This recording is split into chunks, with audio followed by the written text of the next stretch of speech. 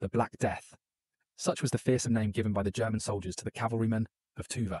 Volunteers from a sovereign nation conducted daring raids on the Wehrmacht in western Ukraine, a small but valiant country that joined the Allied forces. Their fight against the rise of fascism is often overshadowed by its giant Soviet neighbour. The Tuvan People's Republic is sometimes also known simply as Tanu Tuva.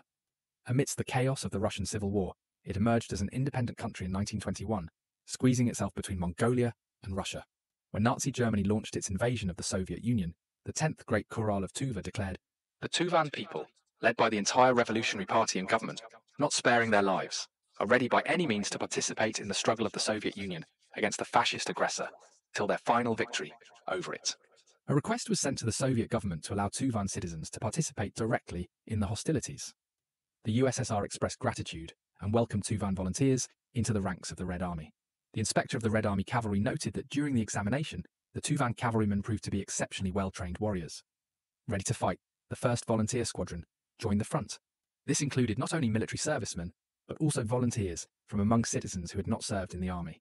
The Tuvan Squadron's legendary raid took them deep behind German lines, from Kiev, through forests, across treacherous swamps, and all the way to the Carpathians. The squadron took part in the liberation of over 80 settlements in Ukraine. In one particularly heroic confrontation, 11 fighters led by a machine gun platoon commander, though surrounded, held their ground until the end, taking down more than 150 Nazi soldiers before falling in battle. Tuva's contribution extended far beyond the battlefield.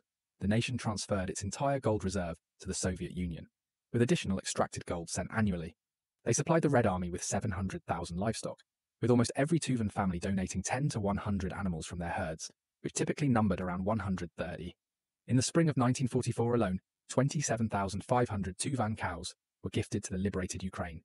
As the Supreme Council of the Ukrainian SSR gratefully noted, "The Ukrainian people, like all the peoples of the USSR, deeply appreciate and will never forget the help to the front and the liberated areas that the working people of the Tuvan People's Republic fraternally render." During the war, Tuvan's orientation towards Moscow intensified. The written language shifted from Latin to Cyrillic script, and national symbols were modified to mirror Soviet designs. After the war, Tuva underwent intense Russification, with Stalinist policies systematically eliminating any remaining opposition. The Soviets, eyeing the republic's mineral wealth and seeking to end Mongolian Chinese influence, ultimately absorbed Tuva in 1944. Today, the former Tuvan People's Republic exists as the Tuva Republic within the Russian Federation.